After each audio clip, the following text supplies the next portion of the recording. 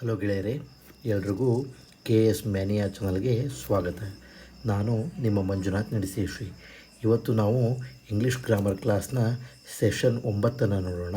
ಈ ಸೆಷನ್ನಲ್ಲಿ ನಾವು ಇನ್ನೂ ಕೆಲವೊಂದು ಶಬ್ದಗಳನ್ನು, ಅವುಗಳ ರೂಟ್ಸ್ ಮತ್ತು ಉಗಮದಿಂದ ಆಗಿರತಕ್ಕಂಥ ಬೇರೆ ಬೇರೆ ಶಬ್ದಗಳನ್ನು ಗಮನಿಸೋಣ. ಈಗ ನಾವು ಕ್ಲಾಸ್ನ ಶುರು ಮಾಡೋಣ. ಇವತ್ತು ನಾವು ನೋಡ್ತಿರ್ತಕ್ಕಂಥ ಶಬ್ದಗಳು ನಿಮ್ಮ ಶತ್ರುಗಳಿಗೆ ಬಳಸ್ತಕ್ಕಂಥ ಪದಗಳು ಅತಿ ಹೆಚ್ಚಾಗಿ. ಅದು ಅಂದರೆ ಶತ್ರುಗಳೇ ಅಂತಲ್ಲ, ಅವು ಯಾವ ರೀತಿಯಾಗಿ ನೆಗೆಟಿವ್ ಮೀನಿಂಗ್ ಕೊಡುತ್ತೆ ಅನ್ನೋದನ್ನು ನಾವು ಇವತ್ತಿನ ಕ್ಲಾಸ್ನಲ್ಲಿ ನೋಡಬಹುದು. ಆದ್ದರಿಂದ ಇಂದಿನ ಕ್ಲಾಸ್ನಲ್ಲಿ ಬರ್ತಕ್ಕಂಥ ಶಬ್ದಗಳನ್ನು ನಾವೀಗ ನೋಡೋಣ. Insist on complete and blind ಒಬಿಡಿಯನ್ಸ್ಗೆ ಮಾರ್ಟಿನೆಂಟ್ ಅಂತ ಕರೀತಾರೆ. ಅಂದರೆ ಮಾರ್ಟಿನೆಂಟ್ ಪರ್ಸನ್ ಹೇಗಿರ್ತಾರೆ ಅಂತಂದರೆ, ನೀವು ಏನು ಹೇಳ್ತೀರಾ ಅದನ್ನು ಬೇರೆಯವರು ಕೇಳಲೇಬೇಕು ಅನ್ನೋ ಒಂದು ಮನಸ್ಥಿತಿಯವರು ಇರ್ತಾರೆ. ಅಂದರೆ ನೀವು ಹಾಕಿರೋ ಗೆರೆನ ಯಾವುದೇ ಕಾರಣಕ್ಕೂ ಇತರರು ದಾಟಲೇಬಾರ್ದು ಅಂತ ಯಾರು ಬಯಸ್ತಾರೋ ಅವ್ರಿಗೆ ಮಾರ್ಟಿನೆಂಟ್ ಅಂತ ಕರಿತೀವಿ. ಅದಾದಮೇಲೆ ಟೋಡಿಸ್ ಟು ರಿಚ್ ಆರ್ ಇನ್ಫ್ಲೂಯೆನ್ಷಿಯಲ್ ಅಥವಾ ಬೂಟ್ಲಿಕ್ಕರ್ ಅಂತ ಇದೆ. ಇದಕ್ಕೆ ಸೈಕೋಫ್ಯಾಂಟ್ ಅಂತಾರೆ. ಸೈಕೋಫ್ಯಾಂಟ್ ಪರ್ಸನ್ ಹೇಗಂತಂದರೆ, ಅವನ ಕೆಲಸ ಆಗಬೇಕು ಅಂತಂದರೆ ಅವನು ಯಾವುದೇ ರೀತಿಯಾದ ಕೆಲಸವನ್ನು ಮಾಡಲಿಕ್ಕೂ ಹೇಸಿಗೆ ಪಡೋದಿಲ್ಲ. ಅದಕ್ಕೆ ಬೂಟ್ಲಿಕ್ಕರು ಅಂತಲೂ ಬಳಸ್ತೀವಿ. ಅದನ್ನು ಸೈಕೋಫ್ಯಾಂಟ್ ಅಂತ ಕರಿತೀವಿ. ಅದಾದಮೇಲೆ artistic efforts are to pass time pleasantly, ಅಂದರೆ ಡೈಲಿಟೆಂಟಿ. ಅಂದರೆ ನಿಮಗೇನಾದರೂ ಒಂದು ಹಾಬಿ ಇದೆ, ನೀವು ಹಾಬಿದಲ್ಲಿ ಮಾಸ್ಟ್ರ್ ಅಲ್ಲ, ಆದರೆ ನಿಮಗೆ ಅದನ್ನ ಮಾಡೋದರಿಂದ ಒಂದು ರೀತಿ ಮನಸ್ಸಿಗೆ ನೆಮ್ಮದಿ ಮುದ ನೀಡುತ್ತೆ ಅಂಥ ಕೆಲಸಕ್ಕೆ ಡೈಲಿಟೆಂಟ್ ಅಂತ ಕರೀತಾರೆ.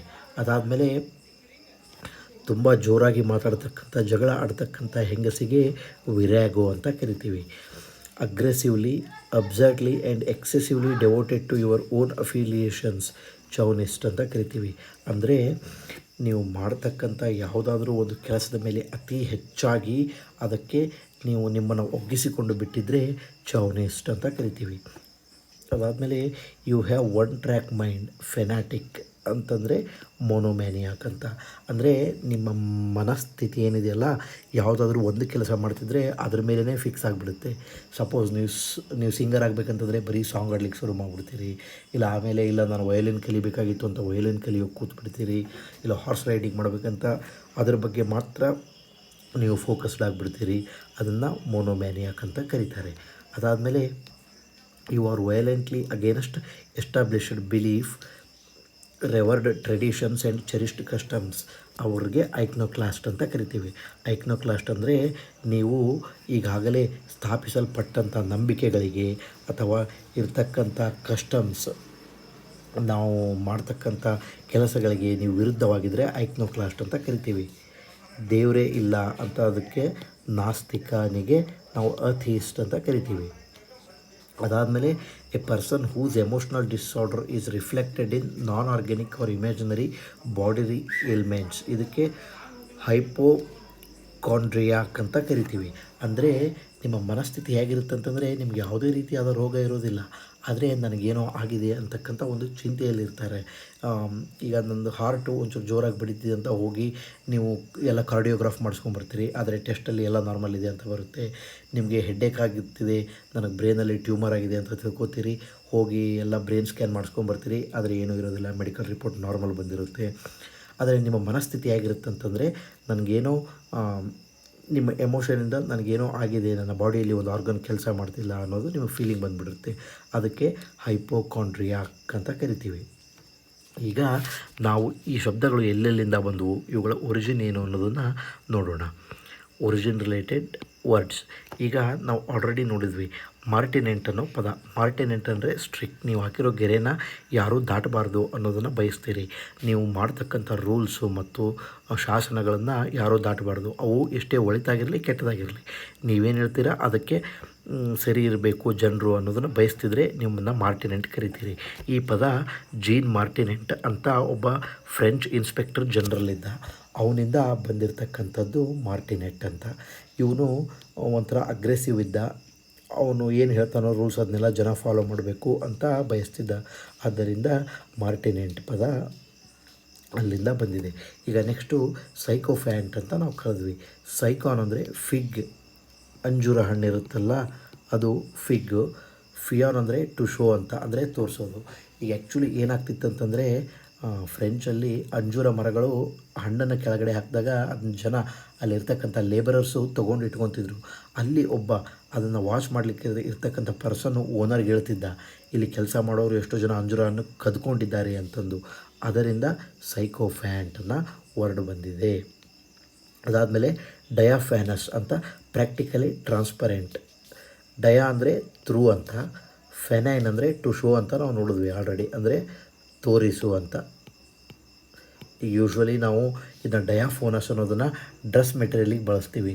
ಡಯಾಫೋನಸ್ ನೈಟ್ ಗೌನ್ ಈ ರೀತಿಯಾಗಿ ಬಳಸಿದ್ರೆ ಅದು ಒಂಚೂರು ಟ್ರಾನ್ಸ್ಪರೆಂಟ್ ಆಗಿರ್ತಕ್ಕಂಥ ಬಟ್ಟೆ ಅನ್ನೋದು ಮೀನಿಂಗ್ ಬರುತ್ತೆ. ಈಗ ನಾವು ಆಲ್ರೆಡಿ ಡೈಲೆಟ್ಯಾಂಟ್ ಅಂತ ನೋಡಿದ್ವಿ.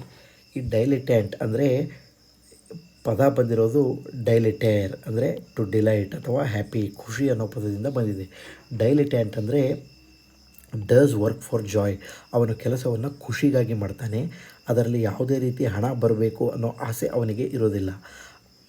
ಡೈಲೆಟ್ಯಾಂಟ್ ಹತ್ರ ಒಂಚೂರು ಟ್ಯಾಲೆಂಟ್ ಇರುತ್ತೆ, ಅದನ್ನು ಅವನು ಬಳಸ್ಕೊಂಡು ಅವನು ಇಷ್ಟಪಡೋ ಕೆಲಸ ಮಾಡ್ತಿರ್ತಾನೆ. ಈಗ ಯೂಶ್ವಲಿ ಯಾರಾದರೂ ಗಿಟಾರ್ ಬಾರಿಸ್ತಿದ್ರೆ ಅವನು ಖುಷಿಗೋಸ್ಕರ ಬಾರಿಸ್ತಿರ್ತಾನೆ, ಅವನ ನೆಮ್ಮದಿಗೋಸ್ಕರ ಬಾರಿಸ್ತಿರ್ತಾನೆ. ಅದರಿಂದ ಯಾವುದೇ ಎಲ್ಲೋ ಶೋ ಮಾಡಿ ದುಡ್ಡು ಹಣ ಗಳಿಸ್ಬೇಕು ಅನ್ನೋ ಆಸೆ ಇರೋದಿಲ್ವಲ್ಲ, ಅವ್ರಿಗೆ ಡೈಲೆಟ್ಯಾಂಟಿ ಅಂತ ಕರೀತಾರೆ.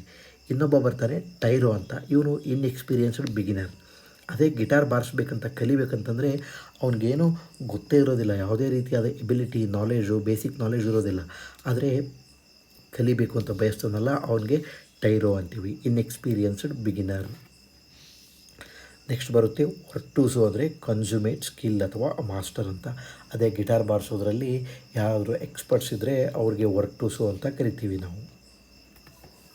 ಈ ಮೂರು ಪದಗಳು ಡೈಲೆಟ್ಯಾಂಟೆ, ಟೈರೋ, ವರ್ಟೂಸೋದಲ್ಲಿ ಚೂರು ಡಿಫ್ರೆನ್ಸ್ ಇದೆ, ಇದನ್ನು ನೀವು ತಿಳ್ಕೋಬೇಕು. ಈಗ ಆಲ್ರೆಡಿ ನಾವು ನೋಡಿದ್ವಿ ವಿರ್ಯಾಗೋ ಅಂದರೆ ಮಾಸ್ಕ್ಯುಲೈನ್ ಇನ್ ಪರ್ಸ್ನಾಲಿಟಿ ಅಂತ, ಅಂದರೆ ವಿರ್ ಪದದ ಅರ್ಥ ಮ್ಯಾನ್ ಅಂತ. ವಿರ್ಯಾಗೋ ಏನು ಹೇಳುತ್ತಂತಂದರೆ ಒಬ್ಬ ಹೆಣ್ಣು ಮಗಳು ಪುರುಷನಷ್ಟೇ ದಷ್ಟಪುಷ್ಟವಾಗಿ ಇದ್ದಾಳೆ, ಅಷ್ಟೊಂದು ಜೋರಾಗಿ ಇದ್ದಾಳೆ ಅನ್ನೋದಕ್ಕೆ ವಿರ್ಯಾಗೋ ಅನ್ನೋ ಪದ ಬಳಸ್ತೀವಿ. ಇದಕ್ಕೆ ಸಿಮಿಲರ್ ಪದ ಇನ್ನೊಂದು ಟರ್ಮ್ಯಾಗ್ನೆಟ್ ಮತ್ತು ಹ್ಯಾರಿಡ್ಯಾನ್ ಅಂತ, ಇವೆರಡು ವಿರ್ಯಾಗೋ ಪದಕ್ಕೆ ಸಮಾನಾರ್ಥಕ ಪದಗಳು. ಈಗ ಆಲ್ರೆಡಿ ನಾವು ನೋಡಿದ್ವಿ ಶೌನಿಸಮ್ ಅಂದರೆ ಏನು ಅಂತ. ಶೌನಿಸ್ಟ್ ಅಂತಂದರೆ exaggerate pride and devotion to an obnoxious degree. ಅವನ ಹತ್ರ ಶೌನಿಸ್ಟ್ ಪರ್ಸನ್ ಹತ್ರ ತುಂಬಾ ಅತಿ ಹೆಚ್ಚಾಗಿ ಭಕ್ತಿ ಇರುತ್ತೆ. ಈಗ ಈ ಪದ ಬಂದಿರೋದು ನಿಕೋಲಸ್ ಶಾವಿನ್ ಅಂತ. ಇವನು ನಿಕೋಲಸ್ ಶಾವಿನ್ನು ನೆಪೋಲಿಯನ್ ಬೋನಾಪಾರ್ಟೆ ರಾಜನನ್ನು ತುಂಬ ಒಂಥರ ಪೂಜ್ಯ ಭಾವನೆಯಿಂದ ಗೌರವಿಸ್ತಾನೆ ಅವನು ಅತಿ ಹೆಚ್ಚಾಗಿ. ನಿಕೋಲಸ್ ಶಾವನು ಯುರೋಪಿನಾದ್ಯಂತ ಜನರಿಗೆ ಒಂಥರ ನಗೆಪಾಟ್ಲಿಗೆ ಈಡಾಗ್ತಕ್ಕಂಥ ಜನ. ಅವನು ಅತಿ ಹೆಚ್ಚಾಗಿ ನೆಪೋಲಿಯನ್ ಬೋನಾಪಾರ್ಟೆಯನ್ನು ಪೂಜಿಸೋದರಿಂದ ಶಾವನಿಸ್ಟ್ ಅನ್ನೋ ವರ್ಡ್ ಬಂದಿದೆ. ಈಗ ನಾವು ನ್ಯಾಷನಲ್ ಪ್ರೈಡ್ ಏನಿರುತ್ತಲ್ಲ, ಪ್ಯಾಟ್ರಿಯಾಟ್ ಅಂತಂದರೆ ದೇಶಭಕ್ತಿ ಅಂತ. ದೇಶಭಕ್ತಿ ಅತಿ ರೇಖಕ್ಕೆ ಹೋದಾಗ ನಾವು ಶೌನಿಸ್ಟ್ ಅಂತ ಕರಿತೀವಿ. ಅದು ಯಾವುದೇ ಒಂದು ರೀತಿಯಲ್ಲಿ ಶೌನಿಸ್ಟು ಅತಿ ಹೆಚ್ಚು ಆಗೋದಕ್ಕೆ ಶೌನಿಸ್ಟ್. ಈ ಪ್ಯಾಟ್ರಿಯಾಟ್ ಅಂದರೆ ದೇಶಭಕ್ತಿ, one who loves fatherland. Patriot ಅಂದರೆ ಫಾದರ್ ಲ್ಯಾಂಡ್. ಈ ಎಲ್ಲಿಂದ ಬಂದಿದೆ ಈ ಶಬ್ದ ಅಂದರೆ ಪ್ಯಾಟರ್ ಅಥವಾ ಪ್ಯಾಟ್ರಿಸ್ ಅಂದರೆ ಫಾದರ್, ತಂದೆ ಅಂತ ಅರ್ಥ. ಅಂದರೆ patriot, one who loves fatherland. ಅಂದರೆ ಈಗ ನಾವು ಭಾರತ ಮಾತೆ ಅಂತ ಕರಿತೀವಿ, ಅದೇ ಫ್ರೆಂಚಲ್ಲಿ ಕಾನ್ಸೆಪ್ಟಲ್ಲಿ, ಫ್ರೆಂಚ್ ರೆವಲ್ಯೂಷನ್ ಕಾನ್ಸೆಪ್ಟಲ್ಲಿ ದೇಶವನ್ನು ಫಾದರ್ ಲ್ಯಾಂಡ್ ಅಂತ ಕರಿತಿದ್ರು, ಅಲ್ಲಿಂದ ಬಂದಿದೆ ಪ್ಯಾಟ್ರಿಯಾಟ್ ಅನ್ನೋ ಪದ. ಅದು ಪ್ಯಾಟ್ರಿಯಾಟ್ ಅಂದರೆ ದೇಶಭಕ್ತಿ ಅತಿರೇಕಕ್ಕೆ ಹೋದಾಗ ಶೌನಿಸಮ್ ಆಗುತ್ತೆ. ನೆಕ್ಸ್ಟು ಈಗ ನಾವು ಈ ಪ್ಯಾಟ್ರ್ ಅಥವಾ ಪ್ಯಾಟ್ರಿಸ್ ಅಂದರೆ ಫಾದರ್ ನೋಡಿದ್ವಲ್ಲ, ಇದರಿಂದ ಉಗಮ ಹಾಕಿರ್ತಕ್ಕಂಥ ಶಬ್ದಗಳು ತುಂಬ ಇದ್ದಾವೆ. ಯಾವಂತ ನೋಡೋಣ. ಪ್ಯಾಟ್ರಿಮೊನಿ ಅಂತ ಪದ ಇದೆ. ಪ್ಯಾಟ್ರಿಮೊನಿ ಅಂದರೆ ಇನ್ಹೆರಿಟೆನ್ಸ್ ಫ್ರಮ್ ಒನ್ಸ್ ಫಾದರ್, ಅಂದರೆ ನಿಮ್ಮ ತಂದೆಯ ಆಸ್ತಿ ಮಕ್ಕಳಿಗೆ ಏನು ಬರುತ್ತಲ್ಲ ಅದನ್ನು ಪ್ಯಾಟ್ರಿಮೊನಿ ಅಂತ ಕರಿತೀವಿ. ತಂದೆಯ ಆಸ್ತಿ ಮಕ್ಕಳಿಗೆ ಸೇರೋದು ಪ್ಯಾಟ್ರಿಮೊನಿ ಅಂತ ಕರಿತೀವಿ. ಈ ಮೊನಿ ಅನ್ನೋ ಪದನೂ ಮೊನಿ, ಹಣ ಅನ್ನೋ ಶಬ್ದದಿಂದ ಬಂದಿದೆ. ಇದು ಎಲ್ಲಿಂದ ಬಂದಂದರೆ ಜುನೋ ಮೊನೆಟಾ ಅನ್ನೋನು ರೋಮನ್ ಗಾಡ್. ಇವನು ದೇವರ ಗುಡಿಯಲ್ಲಿರ್ತಕ್ಕಂಥ ಹಣವನ್ನು ಜೋಪಾನವಾಗಿ ಕಾಯ್ತಿರ್ತಾನೆ. ಆದ್ದರಿಂದ ಜೂನೋ ಮೊನೆಟಾದಲ್ಲಿ ಮೊನೆಟಾ ಅನ್ನೋ ಪದದಿಂದ ಮೊನಿ ಬಂದಿದೆ, ಅಂದರೆ ಹಣ. ಇಲ್ಲಿಂದ ಇದು ಪ್ಯಾಟ್ರಿ ಅಂದರೆ ಫಾದರ್, ಹಣ ಅಂದರೆ ಇನ್ಹೆರಿಟೆನ್ಸ್ ಫ್ರಮ್ ಒನ್ಸ್ ಫಾದರ್, ಪ್ಯಾಟ್ರಿಮೋನಿ ಅಂತ ಇಲ್ಲಿ ಬಂದಿದೆ. ಇದಾದಮೇಲೆ ಪ್ಯಾಟ್ರೋನಿಮಿಕ್ ಅಂತ ಪದ ಇದೆ. ಪ್ಯಾಟ್ರೋನಿಮಿಕ್ ಅಂದರೆ ಒನಿಮಾ ಪದದ ಅರ್ಥ ನೇಮ್, ಹೆಸರು. ಒನಿಮಾ ಅಂದರೆ ಹೆಸರು. ಪ್ಯಾಟ್ರೋ ಅಂದರೆ ಆಲ್ರೆಡಿ ನೋಡಿದ್ವಿ ತಂದೆ ಅಂತ, ಅಂದರೆ ತಂದೆಯಿಂದ ಬಂದಿರತಕ್ಕಂಥ ಹೆಸರು. Name formed from father's name. ಈಗ ಎಕ್ಸಾಂಪಲ್ ಜಾನ್ಸನ್ ಅಂದರೆ ಏನಂದರೆ ಸನ್ ಆಫ್ ಅ ಜಾನ್. ಮ್ಯಾಟ್ರಿನ್ ಸನ್ ಅಂದರೆ ಸನ್ ಆಫ್ ಮ್ಯಾಟ್ರಿನ್, ಅಂದರೆ ಜಾನ್ನ ಮಗ, ಮ್ಯಾಟ್ರಿನ್ನ ಮಗ ಅಂತ ಅರ್ಥ. ಅದಕ್ಕೆ ಪ್ಯಾಟ್ರೋನಿಮಿಕ್ ಅಂತ ಕರಿತೀವಿ. ಈಗ ಓನಿಮ್ ಅಂದರೆ ಹೆಸರು ಅಂತ ನಾವು ನೋಡಿದ್ವಿ. ಓನಿಮ್ ಜೊತೆ ಸಿನ್ ಸೇರುತ್ತೆ. ಸಿನ್ ಅಂದರೆ ವಿತ್ ಅಥವಾ ಜೊತೆ ಅಂತ, ಅಂದರೆ ಸಿಮಿಲರ್ ನೇಮ್, ಸಿನೋನಿಮ್ ಅಂದರೆ ಸಮಾನಾರ್ಥಕ ಅಂತ ನೋಡ್ತೀವಲ್ಲ ನಾವು, ಇದು ಬಂದಿರೋದು ಇಲ್ಲಿಂದ. ಓನಿಮ್ ಅಂದರೆ ಹೆಸರು, ಸಿನ್ ಅಂದರೆ ಜೊತೆ, ಸೇಮ್ ಇರ್ತಕ್ಕ ಸಿಮಿಲರ್ ನೇಮ್. ಆ್ಯಂಟಿ ಅಂದರೆ ಅಗೇನೆಸ್ಟ್, ವಿರುದ್ಧ. ಆ್ಯಂಟೋನಿಮ್ ಅಂದರೆ ಅಗೇನೆಸ್ಟ್ ನೇಮ್, ಹೆಸರಿನ ವಿರುದ್ಧ, ಅಂದರೆ ವಿರುದ್ಧಾರ್ಥಕ. ಅದಾದ ನಂತರ ಹೋಮೋನಿಮ್ ಅಂತ ಬರುತ್ತೆ. A word sounds like another but has a different meaning. Homo ಅಂದರೆ ಸೇಮ್ ಅಂತ, ಓನಿಮ್ ಅಂದರೆ ಹೆಸರು ಅಂತ, ಅಂದರೆ ಸೇಮ್ ಇರ್ತಕ್ಕಂಥ ಹೆಸರುಗಳು. ನೀವು ಕೇಳಬೇಕಾದ್ರೆ ಸೇಮ್ ಅನಿಸುತ್ತೆ, ಆದರೆ ಅರ್ಥ ಬೇರೆ ಇರುತ್ತೆ. ಈಗ TO2, TW2, TWO2 ತೊಗೊಳ್ರಿ, ಎಲ್ಲನೂ ಟು ಅಂತಲೇ ಓದ್ತೀವಿ, ಆದರೆ ಎಲ್ಲದಕ್ಕೂ ಮೀನಿಂಗು ಡಿಫ್ರೆಂಟ್ ಇದೆ. ಈ ಹೋಮೋನಿಮನ್ನು ಇನ್ನೂ ನೀವು ಪರ್ಟಿಕ್ಯುಲರಾಗಿ ಹೇಳಬೇಕಂತಂದರೆ ಹೋಮೋಫೋನ್ ಅಂತ ಕರಿತೀವಿ. ಹೋಮೋ ಅಂದರೆ ಸೇಮು, ಫೋನ್ ಅಂದರೆ ಸೌಂಡು, ಎರಡೂ ಸೇರಿದರೆ ಸೇಮ್ ಸೌಂಡ್ ಯಾವುದು ಬರುತ್ತೋ ಅದು ಹೋಮೋನಿಮ್ಗೆ ಸಮಾನಾರ್ಥಕ ಪದ ಹೋಮೋನಿಮ್ ಅಂತಲೂ ನೀವು ಬಳಸ್ಬೋದು. ಇದಾದಮೇಲೆ ನಾವು ಪ್ಯಾಟರ್ನಿಟಿ ಅಂತ ನೋಡೋಣ. ಪ್ಯಾಟರ್ನಿಟಿ ಅಂದರೆ ಫಾದರ್ಹುಡ್, ಅಂದರೆ ತಂದೆ ಆಗೋದು ಅಂದಂಗೆ ಪ್ಯಾಟರ್ನಿಟಿ. ಈ ಪ್ಯಾಟರ್ನಿಟಿ ಲೀವ್ ಆಗ್ತೀವಿ ಅಂತ ಹೇಳ್ತಾರೆ, ಅಂದರೆ ತಂದೆ ಆದಾಗ ಹಾಕ್ತಕ್ಕಂಥ ರಜೆಗಳು ಪ್ಯಾಟರ್ನಿಟಿ ಲೀವ್. ಫಾದರ್ಹುಡ್ ನಿಮಗೆ ಅಲ್ಲಿಗೆ ತಂದೆ ಆಗೋ ಜವಾಬ್ದಾರಿ ಬರುತ್ತೆ ಅಂತ ಅರ್ಥ. Next paternalism, a philosophy or system of governing. ಇದನ್ನು ಪ್ಯಾಟರ್ನಾಲಿಸಮ್ ಅಂತ ಕರಿತೀರಿ. ಅಂದರೆ ನಿಮ್ಮ ತಂದೆ ನಿಮಗೆ ತಿಳುವಳಿಕೆ ಹೇಳಿ ನಿಮ್ಮನ್ನು ಬೆಳೆಸಬೇಕು ಅಂತಂದು ಟ್ರೈ ಮಾಡ್ತಿರ್ತಾರೆ, ಅದು ಒಂದು philosophy. It's A system of governing family, ಅದನ್ನು ಪ್ಯಾಟರ್ನಾಲಿಸಮ್ ಅಂತ ಕರಿತೀವಿ. ನೆಕ್ಸ್ಟ್ ಬರೋದು ಪ್ಯಾಟ್ರಿಯಾರ್ಕ್ ಅಂತ. ಆರ್ಕಿನ್ ಅಂದರೆ ಟು ರೂಲ್, ಅಂದರೆ ರಾಜ್ಯಭಾರ ನಡೆಸೋದು ಅಂತ. ಪ್ಯಾಟ್ರಿಯಾರ್ಕ್ ಅಂದರೆ an old man in ruling, ಅಂದರೆ ನಿಮ್ಮ ತಂದೆಯವರು ನಿಮ್ಮ ಫ್ಯಾಮಿಲಿಯನ್ನು ನಡೆಸ್ಕೊಂಡು ಹೋಗ್ತಾರೆ, ಅದಕ್ಕೆ ಪ್ಯಾಟ್ರಿಯಾರ್ಕ್ ಅಂತೀವಿ. ಅಂದರೆ ಈಗ ಗಂಡು ಮಕ್ಕಳಿಂದ ನಡೀತಿರ್ತಕ್ಕಂಥ ಸಮಾಜವನ್ನು ಪ್ಯಾಟ್ರಿಯಾರ್ಕ್ ಅಂತ ಕರಿತೀವಿ. ನೆಕ್ಸ್ಟು ಪ್ಯಾಟ್ರಿಸೈಡ್ ಅಂತ ಬರುತ್ತೆ. ಸೀಡೋ ಅಂದರೆ ಟು ಕಿಲ್ ಅಂತ, ಟು ಕಿಲ್ ಸೀಡೋ ಅಂತ. ಪ್ಯಾಟ್ರಿ ಅಂದರೆ ತಂದೆಯನ್ನು ಕೊಲ್ಲುವಂಥ, ಅಂದರೆ ಕಿಲ್ಲಿಂಗ್ ಒನ್ಸ್ ಫಾದರ್, ತಂದೆಯನ್ನು ಕೊಲ್ಲೋದಕ್ಕೆ ಪ್ಯಾಟ್ರಿಸೈಡ್ ಅಂತ ಕರಿತೀವಿ. ಅದೇ ರೀತಿಯಾಗಿ ನಾವು ಪ್ಯಾಟ್ರಿ ಥರ ಮ್ಯಾಟ್ರ್ ಮತ್ತು ಮ್ಯಾಟ್ರಿಸ್ ಅಂತ ಇದೆ. ಇದರ ಪದದ ಅರ್ಥ ಮದರ್, ತಾಯಿ. ಈ ಪದಗಳಿಂದ ಸೇಮ್ ಮೇಲೇನಿದೆಯಲ್ಲ ಅದೇ ಬರುತ್ತೆ. ಪ್ಯಾಟ್ರಿಯಾರ್ಕ್ ಇದ್ದಾಗೆ ಮ್ಯಾಟ್ರಿಯಾರ್ಕ್, ಮದರ್ ರೂಲರ್. ನೆಕ್ಸ್ಟು ಮ್ಯಾಟರ್ನಿಟಿ ಅಂದರೆ motherhood, maternity leave. Next maternal ಅಂದರೆ ಮದರ್ಲಿ, ತಾಯಿಯ ಥರ. ಮ್ಯಾಟ್ರಿಮೋನಿ ಅನ್ನೋದನ್ನು ನಾವು ಮ್ಯಾರೇಜ್ ಅಂತ ನೋಡಬೇಕಾಗುತ್ತೆ. ಇಲ್ಲಿ ಟ್ರಾನ್ಸ್ಫರ್ ಆಫ್ ಮನಿ ಅಂತ ಅಲ್ಲ, ತನ್ನ ತಾಯಿಯಿಂದ ಬರ್ತಕ್ಕಂಥ ಹಣ ಅಂತ ಅಲ್ಲ. ಮ್ಯಾಟ್ರಿಮೋನಿ ಅಂದರೆ ನಾವು ಮ್ಯಾರೇಜ್. ಯಾಕಂದರೆ ಮೊದಲು ದುಡ್ಡಿಗೋಸ್ಕರ ಮದುವೆ ಆಗ್ತಿದ್ರು. ದುಡ್ಡು ಯಾರು ಯೂಶ್ವಲಿ ಹೆಣ್ಣು, ಬರ್ತಕ್ಕಂಥ ಹೆಣ್ಣು ವರದಕ್ಷಿಣೆ ರೂಪದಲ್ಲಿ ದುಡ್ಡನ್ನು ತರೋದರಿಂದ ಮ್ಯಾಟ್ರಿಮೋನಿಗೆ ಮ್ಯಾರೇಜ್ ಅಂತ ಬಂದಿದೆ. ಇದೊಂಚೂರು ನೆನ್ಪಿಟ್ಕೋಬೇಕು. ಅದಾದಮೇಲೆ ಮ್ಯಾಟ್ರಿಸೈಡ್, ಕಿಲ್ಲಿಂಗ್ ಆಫ್ ಒನ್ಸ್ ಮದರ್, ತಾಯಿಯನ್ನು ಕೊಲ್ಲೋದಕ್ಕೆ ಮ್ಯಾಟ್ರಿಸೈಡ್ ಅಂತ ಹೇಳ್ತಾರೆ. ಈಗ ನಾವು ಸೀಡೋ ಅಥವಾ ಟು ಕಿಲ್ ಅಥವಾ ಸಾಯುವುದು ಅನ್ನೋ ವರ್ಡ್ ಇಟ್ಕೊಂಡು ಯಾವ್ಯಾವ ಶಬ್ದಗಳೆಲ್ಲ ಬಂದಿದೆಯಲ್ಲ ಅದು ನೋಡೋಣ. ಸ್ಯೂಸೈಡ್ ಅಂದರೆ self killing, killing of self. Fratricide, frater ಅಂದರೆ ಬ್ರದರ್, ಭಾತೃತ್ವ ಭಾವನೆ ಇರಬೇಕು ಅಂತೀವಲ್ಲ, ಭ್ರಾತೃ, ಅಣ್ಣ. ಫ್ರ್ಯಾಟ್ರಿಸೈಡ್ ಅಂದರೆ ಕಿಲ್ಲಿಂಗ್ ಆಫ್ ಬ್ರದರ್, ಅಣ್ಣ ಅಥವಾ ತಮ್ಮ. ಇದೇ ವರ್ಡಿಂದ ಫ್ರ್ಯಾಟರ್ನಿಟಿ, ಬ್ರದರ್ಹುಡ್ ಅನ್ನೋ ಪದ ಬಂದಿದೆ. ಫ್ರ್ಯಾಟರ್ನ್ ಅಂದರೆ ಬ್ರದರ್. ನೆಕ್ಸ್ಟು ಸೋರೋರಿಸೈಡ್, ಸೋರೋರ್ ಅಂದರೆ ಸಿಸ್ಟರ್, ತಂಗಿ ಅಥವಾ ಅಕ್ಕನನ್ನು ಕೊಲ್ಲುವುದು. ಹೋಮಿಸೈಡ್ ಅಂದರೆ ಹ್ಯೂಮನ್ಸ್, ಹೋಮೋ ಅಂದರೆ ಪರ್ಸನ್, ಹ್ಯೂಮನ್ಸನ್ನು ಕೊಲ್ಲೋದಕ್ಕೆ ಹೋಮಿಸೈಡ್ ಅಂತಾರೆ. ರೆಜಿಸೈಡ್, ರೆಕ್ಸ್ ಅಥವಾ ರೆಜಿಸ್ ಅಂದರೆ ಕಿಂಗ್, ರಾಜ, ರಾಜನನ್ನು ಕೊಲ್ಲೋದಕ್ಕೆ ರೆಜಿಸೈಡ್ ಅಂತ ಕರಿತೀವಿ. ಈ ರೆಜಿಸ್ ರೆಕ್ಸ್ ಅಥವಾ ರೆಜಿಸ್ ಪದದಿಂದ ರೀಗಲ್ ಬಂದಿದೆ. ರೀಗಲ್ ಅಂದರೆ ರಾಯಲ್ ಅಂತ ಅರ್ಥ.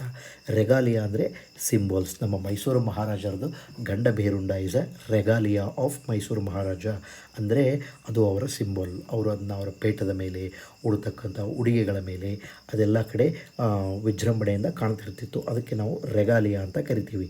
ಸಿಂಬಲ್ಸ್ ಆರ್ ಇನ್ಸಿಗ್ನಿಯಾ ಅಂತಲೂ ಕರಿತೀವಿ. ಇದು ಸಿಮಿಲರ್ ಮೀನಿಂಗ್ಸು. ರೀಗಲ್ ಅಂದರೆ ರಾಯಲ್ ಅಂತ ಪದದ ಅರ್ಥ. ಇದು ರೆಜಿಸೈಡ್. Next infanticide. ಇನ್ಫ್ಯಾಂಟ್ ಅಂದರೆ ಬೇಬಿ ಅಥವಾ ಮಕ್ಕಳು ಅಂತ. ಮಕ್ಕಳನ್ನು ಕೊಲ್ಲೋದಕ್ಕೆ ಇನ್ಫ್ಯಾಂಟಿಸೈಡ್ ಅಂತ ಕರೀತಾರೆ. Next genocide. ರೇಸ್, ಒಂದು ಜನಾಂಗವನ್ನು ಕೊಲ್ಲೋದಕ್ಕೆ ರೇಸ್ ಆರ್ ನೇಷನ್ ಅಂತಲೂ ಕರಿತೀವಿ ನಾವು. ಅದನ್ನು ಜಿನೋಸೈಡ್ ಅಂತ ಕರಿತೀವಿ. ನೆಕ್ಸ್ಟು ಪ್ಯಾರಿಸೈಡ್ ಅಂತ ಬರುತ್ತೆ. ಪ್ಯಾರಿಸೈಡ್ ಪದದ ಅರ್ಥ ಕಿಲ್ಲಿಂಗ್ ಆಫ್ ಇದರ್ ಪೇರೆಂಟ್ ಆರ್ ಬೋತ್. ಅಂದರೆ ಒಂದು ತಂದೆಯನ್ನಾದರೂ ಕೊಲ್ಲೋದು ಅಥವಾ ತಾಯಿಯನ್ನಾದರೂ ಕೊಲ್ಲೋದು, ಇಲ್ಲ ಇಬ್ಬರನ್ನೂ ಕೊಲ್ಲೋದು. ಅದಕ್ಕೆ ಪ್ಯಾರಿಸೈಡ್ ಅಂತ ಕರಿತೀವಿ. ನೆಕ್ಸ್ಟು ಯುಕ್ಸೋರಿಸೈಡ್. ಯುಕ್ಸಾರ್ ಅಂದರೆ ವೈಫ್. ಹೆಂಡತಿಯನ್ನು ಕೊಲ್ಲೋದಕ್ಕೆ ಯುಕ್ಸೋರಿಸೈಡ್ ಅಂತ ಕರಿತೀವಿ. ಯುಕ್ಸೋರಸ್ ಅಂದರೆ ಸಬ್ಮಿಟಿಂಗ್ ಟು ವೈಫ್. ಅಂದರೆ ಯಾರು ಹೆಂಡತಿಗೆ ತಲೆ ಬಾಗ್ತಾರಲ್ಲ ಅದಕ್ಕೆ ಯುಕ್ಸೋರಿಯಸ್ ಪರ್ಸನ್ಸ್ ಅಂತ ಕರಿತೀವಿ. They are submitting to their wife. Next matricide mariticide. Maritus ಅಂದರೆ ಹಸ್ಬೆಂಡ್, ಗಂಡ ಅಂತ. ಮ್ಯಾರಿಟಿಸೈಡ್ ಅಂದರೆ ಕಿಲ್ಲಿಂಗ್ ಆಫ್ ಹಸ್ಬೆಂಡ್, ಗಂಡನನ್ನು ಕೊಲ್ಲೋದು. ಇದೇ ನಾವು ಮ್ಯಾರೈಟಲ್, ಎಕ್ಸ್ಟ್ರಾ ಮ್ಯಾರೈಟಲ್ ಅಂದರೆ ಔಟ್ಸೈಡ್ ಮ್ಯಾರೇಜ್, ಎಕ್ಸ್ಟ್ರಾ ಮ್ಯಾರೈಟಲ್ ಅಫೈರ್ಸ್, ಅನೈತಿಕ ಸಂಬಂಧಗಳು ಅಂತ ಕರಿತೀವಲ್ಲ ಅದು. ಪ್ರೀ ಮ್ಯಾರೈಟಲ್ ಅಂದರೆ ಬಿಫೋರ್ ಮ್ಯಾರೇಜ್. ನೀವು ಯಾವುದಾದ್ರೂ ಅಗ್ರಿಮೆಂಟ್ ಮಾಡ್ಕೊಂಡಿರ್ತೀರ, ಪ್ರೀ ಮ್ಯಾರೈಟಲ್ ಅಗ್ರಿಮೆಂಟ್ಸ್, ಮದುವೆಗೂ ಮುಂಚೆ, ಅದು ಈ ಶಬ್ದ. ಇದು ನಾವು ಸೀಡೋ ಅಥವಾ ಕಿಲ್ಲು ಅನ್ನೋ ಪದದಿಂದ ಬಂದಿರತಕ್ಕಂಥ ಇತರೆ ಶಬ್ದಗಳು. ನೀವು ಇಲ್ಲಿ ಬರ್ತಕ್ಕಂಥ ಬೇರೆ ಬೇರೆ ರೂಟ್ಗಳನ್ನು ಗಮನಿಸಿ ನೀವು ಬೇರೆ ಶಬ್ದಗಳನ್ನು ಏನಾದರೂ ಬಂದರೆ ಅರ್ಥ ಮಾಡ್ಕೊಳ್ಳೋಕ್ಕೆ ಟ್ರೈ ಮಾಡಬೇಕು. ನೆಕ್ಸ್ಟ್ ನಾವು ನೋಡೋಣ ಮ್ಯಾನಿಯಾ ಅಂದರೆ ಮ್ಯಾಡ್ನೆಸ್, ಹುಚ್ಚು ಅಂತ ನಾವೀಗಾಗಲೇ ನೋಡಿದ್ದೀವಿ. ಮಾರ್ಬಿಡ್ ಅಟ್ರ್ಯಾಕ್ಷನ್ ಅಂದರೆ ಒಂಥರ ಹತ್ತಿರ ಸೆಳೀತಕ್ಕಂಥ ಒಂದು ರೋಗಗ್ರಸ್ತ ಮನೋವ್ಯಾಧಿ. Morbid attraction. ಮ್ಯಾನಿಯಾ ಅಂದರೆ ಒಂಥರ ಹುಚ್ಚು. ಮೋನೋಮ್ಯಾನಿಯಾಕ್ ಅಂತಂದರೆ abnormal obsession to one thing. ನಾವು ಆಗಲೇ ನೋಡಿದ್ವಲ್ಲ, ಇವರು ಒಂದೇ ಕೆಲಸ ಮಾಡಲಿಕ್ಕೆ ಹಾತುರಿತಿರ್ತಾರೆ, ಅದು ಮೋನೋಮ್ಯಾನಿಯಾಕ್. ಗಿಟಾರ್ ಬಾರಿಸಿದ್ರೆ ಗಿಟಾರು, ಇಲ್ಲ ಕಾರ್ ಓಡಿಸಿದ್ರೆ ಕಾರ್ ಓಡಿಸೋದು, ಓದೋಕ್ಕೆ ಕುಳಿತರೆ ಓದೋಕ್ಕೆ ಕುಳೋದು, ಏನು ಮಾಡ್ತಾರೋ ಅದು ಒಂದೇ ಕೆಲಸ. ನೆಕ್ಸ್ಟು ಡಿಪ್ಸೋಮ್ಯಾನಿಯಾ ಅಂತ. Obsession to keep on absorbing alcoholic beverages. ಅಂದರೆ ಮದ್ಯಪಾನವನ್ನು ನಿರಂತರವಾಗಿ ಸೇವಿಸೋದಕ್ಕೆ ಡಿಪ್ಸೋಮ್ಯಾನಿಯಾ ಅಂತ ಕರಿತೀವಿ. ಡಿಪ್ಸೋ ಅಂದರೆ ಥರ್ಸ್ಟ್, ಬಾಯಾರಿಕೆ ಅಂತ ಅರ್ಥ. ಯಾರು ಆಲ್ಕೋಹಾಲಿಕ್, ಮದ್ಯಪಾನವನ್ನು ಸೇವಿಸ್ತಾರೋ ಅದಕ್ಕೆ ಡಿಪ್ಸೋಮ್ಯಾನಿಯಾ ಅಂತ ಕರಿತೀವಿ. ಅದೊಂದು ರೀತಿ ಕುಡಿಯುವ ಹುಚ್ಚು ಅದು. ನೆಕ್ಸ್ಟು ಕ್ಲೆಪ್ಟೋಮ್ಯಾನಿಯಾ ಅಂತ ಬರುತ್ತೆ.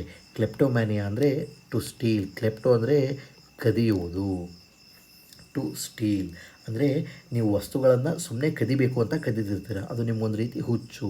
ಯಾರಾದರೂ ಪೆನ್ ಇಟ್ಟಿರ್ತಾರಲ್ಲ ಅದನ್ನು ಕದಿಯೋದು, ಕ್ಲೆಪ್ಟೋಮ್ಯಾನಿಯಾಕ್ ಬಿಹೇವಿಯರ್ ಅದು, ಆ ರೀತಿಯಾಗಿ. ನೆಕ್ಸ್ಟ್ ಬರುತ್ತೆ ಪೈರೋಮ್ಯಾನಿಯಾ ಅಂತ. ಅಂದರೆ abnormal obsession to start fire. ಇವರು ಬೆಂಕಿ ಹಚ್ಚಿ ಖುಷಿ ಪಡೋದರಲ್ಲಿ ಪೈರೋಮ್ಯಾನಿಯಾಕ್ಸ್ ಇರ್ತಾರೆ. ಮತ್ತು ಇವರೇನಂತಾರಲ್ಲ, ಇವರು ಬೆಂಕಿ ಅಂದರೆ ಯೂಶ್ವಲಿ ಕ್ಯಾಂಪ್ ಫೈರ್ ಹಾಕ್ತಾರೆ. ಅಲ್ಲಿ ಎಲ್ಲನೂ ಕಟ್ಟಿಗೆ ಇಟ್ಟು ಅದಕ್ಕೆ ಬೆಂಕಿ ಹಾಕ್ತಾರೆ. ಆ ಸ್ಮೋಕ್ ಬರುತ್ತಲ್ಲ, ಆ ಬೆಂಕಿ ಅದನ್ನ ನೋಡೋದಕ್ಕೆ ಇವರು ಖುಷಿ ಪಡ್ತಾರೆ, ಪೈರೋಮ್ಯಾನಿಯಾಕ್. ಅದನ್ನು ಅವರು ಥ್ರಿಲ್ಗೋಸ್ಕರ ಮಾಡ್ತಾರೆ ಯೂಶ್ವಲಿ. ಅದಕ್ಕೆ ನಾವು ಪೈರೋಮ್ಯಾನಿಯಾ ಅಂತ ಕರಿತೀವಿ.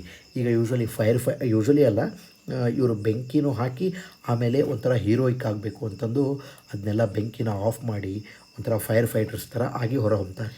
ಅದಕ್ಕೆ ಪೈರೋಮ್ಯಾನಿಯಾಕ್ ಅಂತ ಕರಿತೀವಿ. ನೆಕ್ಸ್ಟು ಇನ್ಸೆಂಡಿಯಾರಿಸಮ್ ಅಂತ ಇದೆ. ಇನ್ಸೆಂಡಿಯಾರಿಸಮ್ ಪದದ ಅರ್ಥ ಏನಂತಂದರೆ malicious and deliberate act of burning another's property. ಇನ್ನೊಬ್ಬರ ಆಸ್ತಿಯನ್ನು ಬೆಂಕಿ ಹಚ್ಚುವುದು, ಅದಕ್ಕೆ ಇನ್ಸೆಂಡಿಯಾರಿಸಮ್ ಅಂತೀವಿ. ಬೆಂಕಿ ಅದಕ್ಕೆ ಆಸ್ತಿಗೆ ಬೆಂಕಿ ಹಚ್ಚೋದಕ್ಕೆ ಇನ್ಸೆಂಡಿಯಾರಿಸಮ್ ಅಂತೀವಿ. ಇದು ಯೂಶ್ವಲಿ ರಿವೆಂಜಿಂದ ಕೂಡಿರುತ್ತೆ, ದ್ವೇಷದಿಂದ ಕೂಡಿರುತ್ತೆ. ದ್ವೇಷದಿಂದ ಬೆಂಕಿ ಹಚ್ಚೋದಕ್ಕೆ ಇನ್ಸೆಂಡಿಯಾರಿಸಮ್ ಅಂತ ಕರಿತೀವಿ. ಇನ್ನೊಂದು ಬರುತ್ತೆ ಅರ್ಸನ್ ಅಂತಂದು. ಅರ್ಸನ್ ಅಂದರೆ setting fire to another's or one's own property for economic gain. ಅಂದರೆ ನೀವು ಹಣಕ್ಕೋಸ್ಕರ ಲಾಭ ಬರುತ್ತೆ ಅನ್ನೋ ಕಾರಣಕ್ಕೆ ನಿಮ್ಮ ಪ್ರಾಪರ್ಟಿ ಇರ್ಬೋದು ಅಥವಾ ಬೇರೆಯವರ ಪ್ರಾಪರ್ಟಿ ಇರ್ಬೋದು, ಅದಕ್ಕೆ ಬೆಂಕಿ ಹಚ್ತೀರಿ, ಅದನ್ನು ನಾವು ಅರ್ಸಾನ್ ಅಂತ ಕರಿತೀವಿ. ಪೈರೋಮ್ಯಾನಿಯಾ ಥ್ರಿಲ್ ಅಂದರೆ ಖುಷಿಗೋಸ್ಕರ, ಅದರಲ್ಲಿ ಏನೋ ಇದೆ ಅನ್ನೋ ಒಂದು ಉತ್ಸಾಹಕ್ಕೋಸ್ಕರ ಮಾಡ್ತಾನೆ. ಇನ್ಸೆಂಡಿಯಾರಿಸಮ್ ರಿವೆಂಜ್ಗೋಸ್ಕರ ಮಾಡ್ತಾನೆ. ಅರ್ಸಾನ್ ದುಡ್ಡುಗೋಸ್ಕರ ಮಾಡ್ತಾರೆ. ಇದು ಚಿಕ್ಕ ಪುಟ್ಟ ಡಿಫ್ರೆನ್ಸ್.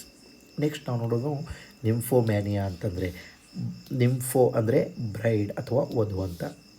ನಿಂಫೋಮ್ಯಾನಿಯಾ ಅಂದರೆ ಆನ್ ಪಾರ್ಟ್ ಆಫ್ ಫೀಮೇಲ್ ಅಂದರೆ ಹೆಣ್ಣು ಮಕ್ಕಳಿಗೆ ಅತಿ ರೀತಿಯಾಗಿ ಅಟ್ರ್ಯಾಕ್ಟ್ ಆಗಿ ಇಷ್ಟಪಡೋದಕ್ಕೆ ನಿಂಫೋಮ್ಯಾನಿಯಾ ಅಂತೀವಿ. ಅದೇ ರೀತಿಯಾಗಿ ಸ್ಯಾಟ್ರೋಮ್ಯಾನಿಯಾ ಅಂತ ಕರಿತೀವಿ. ಇದೊಂದು ರೀತಿ ಹುಚ್ಚು. ಇದು ಯಾವತ್ತೂ ನೆಗೆಟಿವ್ ಕಾನ್ಸೆಪ್ಟಲ್ಲಿ ಅರ್ಥ ಮಾಡ್ಕೋಬೇಕು ನೀವು. ಇದು morbid obsession on part of male, ಪುರುಷರಿಗೆ ಇರ್ತಕ್ಕಂಥ ಒಂದು ಅಟ್ರ್ಯಾಕ್ಷನ್ ಇದು ಏನಂತೀವಿ ಅಂದರೆ ಸೆಟೆರೋಮ್ಯಾನಿಯಾ ಅಂತ ಕರಿತೀವಿ. ಅದಾದಮೇಲೆ ಮೆಗಾಲೋಮ್ಯಾನಿಯಾ ಅಂತ ಕರಿತೀವಿ. ಇವ್ರಿಗೆ ಏನಂತಂದರೆ ಒಂದು ಗ್ರ್ಯಾಂಡು ಮತ್ತು ಅದಾದಮೇಲೆ ಪವರು, ಇಂಪಾರ್ಟೆನ್ಸು, ಗಾಡ್ಲಿನೆಸ್, ನಾನು ದೇವರು ಅನ್ನೋ ಫೀಲಿಂಗ್ ಒಂಥರ ಇರುತ್ತೆ. ಮೆಗಾಲೋಮ್ಯಾನಿಯಾಕ್ಗೆ ಒಂದು ರೀತಿ ಎಕ್ಸಾಂಪಲ್ ಅಂದರೆ ಒಂದು ಸರ್ತಿ ವಿನ್ಸ್ಟನ್ ಚರ್ಚಿಲ್ಲು, ಸ್ಟ್ಯಾಲಿನು ಇವ್ರು ಯಾರೋ ಕೂತು ಮಾತಾಡ್ತಿರ್ತಾರಂದರೆ ನಾನು ಇಡೀ ಜಗತ್ತಿನ ಪ್ರೆಸಿಡೆಂಟ್ ಆದಂಗೆ ಕನಸು ಬಿತ್ತು ಅಂತ ಒಬ್ಬ ಹೇಳಿದ್ರೆ, ನಾನು ಇಲ್ಲ ಇಡೀ ಜಗತ್ತಿಗೆ ಪ್ರೈಮ್ ಮಿನಿಸ್ಟರ್ ಆದಂಗೆ ಬಿತ್ತು ಅಂತ ಇನ್ನೊಬ್ಬ ಹೇಳ್ತಾನಂತೆ. ಆಮೇಲೆ ಸ್ಟ್ಯಾಲಿನ್ ಹೇಳ್ತಾನಂತೆ ನಿಮ್ಮಿಬ್ಬರಿಗೂ ಅದನ್ನು ಪ್ರೆಸಿಡೆಂಟು ಪ್ರೈಮ್ ಮಿನಿಸ್ಟರ್ ಆಗೋ ಪವರ್ ಕೊಟ್ಟಿದ್ದೆ ನಾನು ಅಂತ ಹೇಳ್ತಾನಂತೆ. ಅಂದರೆ ಮೆಗಾಲೋಮ್ಯಾನಿಯಾಕ್ ಅಂತಂದರೆ ಅವ್ರಿಗೆ ಪವರು, ಇಂಪಾರ್ಟೆನ್ಸು, ನಾನೇ ಎಲ್ಲ ಅಂತಕ್ಕಂಥ ಒಂದು ಅತಿರೇಕವಾದ ಹುಚ್ಚಿರುತ್ತೆ. ಅದಕ್ಕೆ ಮೆಗಾಲೋಮ್ಯಾನಿಯಾ ಅಂತ ಕರಿತೀವಿ. ನಾವು ಆಲ್ರೆಡಿ ನೋಡಿದ್ದೀವಿ, ಮೆಗಾ ಅಂದರೆ ಲಾರ್ಜ್, ಯಾವತ್ತೂ ದೊಡ್ಡದು ಅಂತ. ಹುಚ್ಚು ಅತಿ ದೊಡ್ಡದಾಗಿರುತ್ತೆ, ಅದು ಮೆಗಾಲೋಮ್ಯಾನಿಯಾ. ನೆಕ್ಸ್ಟ್ ನಾವು ಫೋಬಿಯಾ, ಫಿಯರ್ ಕುರಿತು ನೋಡೋಣ. ಫೋಬಿಯಾ ಅಂದರೆ ಫಿಯರ್, ಭಯ. ನಾವು ಮ್ಯಾನಿಯಾಕಲ್ಲಿ ಮಾರ್ಬಿಡ್ ಅಟ್ರ್ಯಾಕ್ಷನನ್ನು ನೋಡಿದ್ವಿ. ಅಲ್ಲಿ ಅವ್ರಿಗೊಂಥರ ಅದರ ಕುರಿತಾಗಿರ್ತಕ್ಕಂಥ ಏನಂದರೆ ಆ ಒಂದು ಕೆಲಸದ ಕುರಿತಾಗಿ ಏನೋ ಒಂದು ಹುಚ್ಚು ಅತಿರೇಕ ಇತ್ತು. ಇಲ್ಲಿ ರಿಪಲ್ಷನ್ ಇರುತ್ತೆ, ಅಂದರೆ ಆ ಕೆಲಸ ಮಾಡಬಾರ್ದು ಅನ್ನೋ ಭಯ ಇರುತ್ತೆ. ಅದಕ್ಕೆ ಫೋಬಿಯಾ ಅಂತ ಕರಿತೀವಿ. ಈಗ ಎಕ್ಸಾಂಪಲ್ ತೊಗೊಂಡ್ರೆ ಕ್ಲಾಸ್ಟ್ರೋಫೋಬಿಯಾ ಅಂತ, fear of enclosed place, crowds ಅಂತ. ಈಗ ನಿಮ್ಮನ್ನು ಯಾವುದಾದ್ರೂ ಒಂದು ರೂಮಲ್ಲಿ ಏನಾದರೂ ಕೂಡಾಕ್ಬಿಟ್ರೆ ಅದು ಇರ್ತಕ್ಕಂಥ ಭಯನ ನಾವು ಕ್ಲಾಸ್ಟ್ರೋಫೋಬಿಯಾ ಅಂತ ಕರಿತೀವಿ. ನೆಕ್ಸ್ಟು ಅಗೋರಾಫೋಬಿಯಾ ಅಂತ, ಇದು ಅಪೋಸಿಟ್.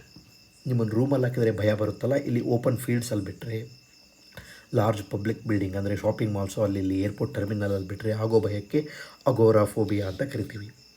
ಎಕ್ರೋಫೋಬಿಯಾ ಅಂದರೆ ಫಿಯರ್ ಆಫ್ ಹೈಟ್. ಎಕ್ರೋ ಅಂದರೆ ಮೀನಿಂಗ್ ಹೈಯೆಸ್ಟ್ ಅಂತ, ಎಕ್ರೋಫೋಬಿಯಾ ಅಂದರೆ ಫಿಯರ್ ಆಫ್ ಹೈಟ್. ನಾವು ಇವನ್ನು ಮುಂದಿನ ಕ್ಲಾಸ್ನಲ್ಲಿ ಇರ್ತಕ್ಕಂಥ ಭಯಗಳ ಕುರಿತು ಇನ್ನೂ ಡೀಟೇಲಾಗಿ ಡಿಸ್ಕಸ್ ಮಾಡೋಣ. ಈಗ ಕ್ಲಾಸ್ಟ್ರೋಫೋಬಿಯಾ, ಅಗೋರಾಫೋಬಿಯಾ, ಎಕ್ರೋಫೋಬಿಯಾವನ್ನು ನೆನಪಿಟ್ಟುಕೊಳ್ಳಿ. ನೆಕ್ಸ್ಟ್ ಬರುತ್ತೆ ಐಕನೋಕ್ಲಾಸ್ಟ್ ಅಂತ. ಐಕನೋಕ್ಲಾಸ್ಟ್ ಯಾರಂತಂದರೆ reject established belief and customs. ಇದಕ್ಕೆ ನಾವು ಐಕಾನ್ ಅಂದರೆ ರಿಲಿಜಿಯಸ್ ಇಮೇಜ್, ಕ್ಲೈನ್ ಅಂದರೆ ಬ್ರೆಕ್, ಮುರಿಯುವುದು. ರಿಲಿಜಿಯಸ್ ಇಮೇಜಸ್ಗಳನ್ನು ಮುರಿಯೋದಕ್ಕೆ ಐಕನೋಕ್ಲಾಸ್ಟ್ ಅಂತ ಕರಿತಿದ್ವಿ. ಇವರು ನಂಬಿಕೆ ಮತ್ತು ರಿಲಿಜಿಯಸ್ ಸ್ಕ್ರಿಪ್ಚರ್ಸ್ ಎಲ್ಲ ಇರ್ತಾವಲ್ಲ, ಧರ್ಮಗ್ರಂಥಗಳು, ಇದರಲ್ಲಿರೋದೆಲ್ಲ ಸುಳ್ಳು ಅಂತದ್ದು ವಾದಿಸ್ತಾರೆ. ಅವರಿಗೆ ನಾವು ಐಕನೋಕ್ಲಾಸ್ಟ್ ಅಂತ ಕರಿತೀವಿ. They R rebels against religion. Rebels against religion ಅಂತ ಕರಿಬೋದು ಐಕನೋಕ್ಲಾಸ್ಟಿಗೆ. ನೆಕ್ಸ್ಟು ಈಗ ಥಿಯೋಸ್ ಅನ್ನೋ ಪದ ನೋಡೋಣ. ಥಿಯೋಸ್ ಅಂದರೆ ಗಾಡ್, ದೇವರು. ಈ ಪದದಿಂದ ಉಗಮವಾಗಿರ್ತಕ್ಕಂಥ ಏಥಿಯಿಸ್ಟ್, ದೇವರ ಮುಂದೆ ಹಾಕಿದರೆ ಯಾವತ್ತೂ ನೆಗೆಟಿವ್ ಮೀನಿಂಗ್ ಕೊಡುತ್ತೆ. ಅಥಿಯಿಸ್ಟ್ ಅಂದರೆ ಅವನಿಗೆ ದೇವರಲ್ಲಿ ನಂಬಿಕೆ ಇಲ್ಲ, ನೋ ಗಾಡ್ ಅಂತ ಹೇಳ್ತಾನೆ. ಅಗ್ನೋಸ್ಟಿಕ್ ಅಂತ ಬರುತ್ತೆ. ಅಗ್ನೋಸ್ಟಿಕ್ ಪರ್ಸನ್ ಏನಂದರೆ ಇವನು ದೇವರು ಇದ್ದಾನೆ ಅಥವಾ ಇಲ್ಲ ಅನ್ನೋದನ್ನು ಹೇಳೋದಿಲ್ಲ. ಯಾಕಂದರೆ ಪುರಾವೆಗಳು ನಮ್ಮ ಹತ್ರ ಯಾವುದೇ ರೀತಿಯಾದ ಎವಿಡೆನ್ಸ್ ಇಲ್ಲ, ಆದ್ದರಿಂದ ದಾಖಲೆಗಳಿಲ್ಲ. ಆದ್ದರಿಂದ ದೇವರು ಇರಲೂಬಹುದು, ಇಲ್ಲದೇನೂ ಇರ್ಬೋದು ಅಂತ ಯಾರು ಓದಿಸ್ತಾರೋ ಅವ್ರಿಗೆ ಅಗ್ನೋಸ್ಟಿಕ್ ಅಂತ ಕರಿತೀವಿ. ಅಂದರೆ ನೋಟೋಸ್ ಅಂದರೆ ಪದದ ಅರ್ಥ ನೋನ್ ಅಂತ, ಅಂದರೆ ಗೊತ್ತಿರುವುದು ಅಂತ. ಎ ಸೇರಿದ್ರೆ ನೆಗೆಟಿವ್. ಅಗ್ನೋಸ್ಟಿಕ್ ಅಂದರೆ ಗೊತ್ತಿರ್ಬೋದು, ಗೊತ್ತಿಲ್ಲದೇನೋ ಇರ್ಬೋದು, ಅದಕ್ಕೆ ಅಗ್ನೋಸ್ಟಿಕ್ ಪರ್ಸನ್ ಅಂತ ಕರಿತೀವಿ. ನೆಕ್ಸ್ಟು ಡಯಾಗ್ನೋಸ್ ಅಂತ ಕರಿತೀವಲ್ಲ, ಅದು ನೋಟೋಸಿಂದಾನೇ ಬಂದಿದೆ. ನೋಟೋಸ್ ಅಂದರೆ ನೋ, ತಿಳಿ ಅಂತ, ಗೊತ್ತಿರುವುದು ಅಥವಾ ತಿಳಿ ಅಂತ. ನೋವಿಂಗ್ ಥ್ರೂ ಎಕ್ಸಾಮಿನೇಷನ್, ನಿಮ್ಮ ಬಾಡಿಲಿ ಏನಾಗಿದೆ ಅಂತ ನೋಡಿ ಎಕ್ಸಾಮಿನ್ ಮಾಡೋದಕ್ಕೆ ಡಯಾಗ್ನೋಸ್ ಅಂತಾರೆ. ಇನ್ನೊಂದು ಪ್ರೋಗ್ನೋಸಿಸ್ ಅಂತ ಬರುತ್ತೆ. Knowing beforehand, generally to course of diseases, ಅಂದರೆ ರೋಗಗಳು ನಿಮ್ಮನ್ನು ನೋಡ್ತಾರೆ. ನಿಮಗೇನೋ ಒಂಚೂರು ಶೀತ ಆಗಿದ್ದರೆ ಮುಖ ಎಲ್ಲ, ಕಣ್ಣು ಎಲ್ಲ ಬಾಡ್ಬಿಟ್ಟಿರುತ್ತೆ, ಮೂಗಿನಿಂದ ಇದು ಎಲ್ಲ ಇಳಿತಿರುತ್ತೆ, ಗೊಣ್ಣೆ, ಅದನ್ನು ನೋಡಿ ನಿನಗೇನೋ ಫೀವರ್ ಬಂದಿದೆ ಅಂತ ಹೇಳ್ತಾರಲ್ಲ, ನೋ ಬಿಫೋರ್ ಹ್ಯಾಂಡ್, ಅದಕ್ಕೆ ಪ್ರೋಗ್ನೋಸಿಸ್ ಅಂತ ಕರಿತೀವಿ ನಾವು. ನೆಕ್ಸ್ಟು ಇದು ಗಾಡ್ ಜೊತೆ ಕೆಲವೊಂದು ಶಬ್ದಗಳನ್ನು ತಿಳಿಸೋಣ. ಥಿಯೋಸ್ ಅಂದರೆ ಗಾಡ್ ಅಂತ ನೋಡಿದ್ವಿ. ಮೋನೋ ಅಂದರೆ ಒಂದು, ಥಿಯೋ ಅಂದರೆ god, belief in one god. Poly ಅಂದರೆ ಮೆನಿ, ಪಾಲಿಗಾನಲ್ಲಿ ಅಲ್ಲೆಲ್ಲ ನೋಡಿದ್ವಿ. ಪಾಲಿಥಿಯಿಸಮ್ ಅಂದರೆ ಬಿಲೀಫ್ ಇನ್ ಮೆನಿ ಗಾಡ್ಸ್ ಅಂತ ಅರ್ಥ. ಪ್ಯಾಂಥಿಯಿಸಮ್ ಅಂದರೆ god is a combination of all forces in universe. ಇಡೀ ಜಗತ್ತಿನಲ್ಲಿ ಇರ್ತಕ್ಕಂಥ ಪ್ರತಿ ಕಣದಲ್ಲೂ ದೇವರಿದೆ ಅನ್ನೋದನ್ನು ಪ್ಯಾಂಥಿಸಮ್ ಅಂತ ಕರಿತೀವಿ ನಾವು. ಸ್ಟಡಿ ಆಫ್ ಗಾಡ್ ಆರ್ ರಿಲಿಜಿಯನ್ಗೆ ನಾವು ಥಿಯೋಲಜಿ ಅಂತ ಕರಿತೀವಿ. ಲೋಜಿ ಅಂದರೆ ಸೈನ್ಸನ್ನು, ಗಾಡ್ ಅಂದರೆ ಥಿಯೋ ಅಂದರೆ ಗಾಡ್. ಅಂದರೆ ಗಾಡ್ ಗುರ್ತಕ್ಕಂಥದ್ದು ನಾವು ಎಲ್ಲಿ ಸ್ಟಡಿ ಮಾಡ್ತೀವಿ? ಸ್ಕ್ರಿಪ್ಚರ್ಸಲ್ಲಿ ಸ್ಟಡಿ ಮಾಡ್ತೀವಿ. ಧರ್ಮಗ್ರಂಥಗಳ ಕುರಿತು, ರಿಲಿಜಿಯನ್ ಕುರಿತು ಸ್ಟಡಿ ಮಾಡೋದನ್ನು ಥಿಯೋಲಜಿ ಅಂತ ಕರಿತೀವಿ. ಫ್ರೆಂಡ್ಸ್, ನಾವಿವತ್ತು ಹಲವಾರು ಶಬ್ದಗಳು, 30ರಿಂದ 40 ಶಬ್ದಗಳನ್ನು ನಾವು ಈಗಾಗಲೇ ತಿಳ್ಕೊಂಡಿದ್ದೀವಿ. ಈ ಶಬ್ದಗಳಲ್ಲಿ ಸೂಸೈಡಿಂದ ಬರ್ತಕ್ಕಂಥದ್ದು, ಇನ್ಫ್ಯಾಂಟ್, ಹೋಮೋ, ಫ್ಯಾಟ್ರಿ, ಮ್ಯಾಟ್ರಿ ಇವೆಲ್ಲ ತುಂಬ ಇಂಪಾರ್ಟೆಂಟ್ ಆಗುತ್ತೆ. ಅದೇ ರೀತಿಯಾಗಿ ಫೋಬಿಯಾಗಳು ಅಂದರೆ ಭಯ, ಅದ್ರ ಜೊತೆ ಮ್ಯಾನಿಯಾ, ಹುಚ್ಚುತನಗಳು ಎಕ್ಸಾಮ್ಗೆ ಕೆಲವೊಂದು ಸರ್ತಿ ಕೇಳಿದ್ದಾರೆ. ಇವು ಇಂಪಾರ್ಟೆಂಟ್. ಆದ್ದರಿಂದ ಈ ಕ್ಲಾಸನ್ನು ಸಹಿತ ಗಮನ ಇಟ್ಟು ಫಾಲೋ ಮಾಡಿ ಅಂತ ಹೇಳ್ತೀನಿ. ಮುಂದಿನ ದಿನ ಸೆಷನ್ 10 ಜೊತೆ ನಾವು ಶುರುವಾಗೋಣ. ಅಲ್ಲಿವರೆಗೂ KES ಮ್ಯಾನಿಯಾ ಚಾನಲ್ಗೆ ಸಬ್ಸ್ಕ್ರೈಬ್ ಆಗಿ. And thank you every one.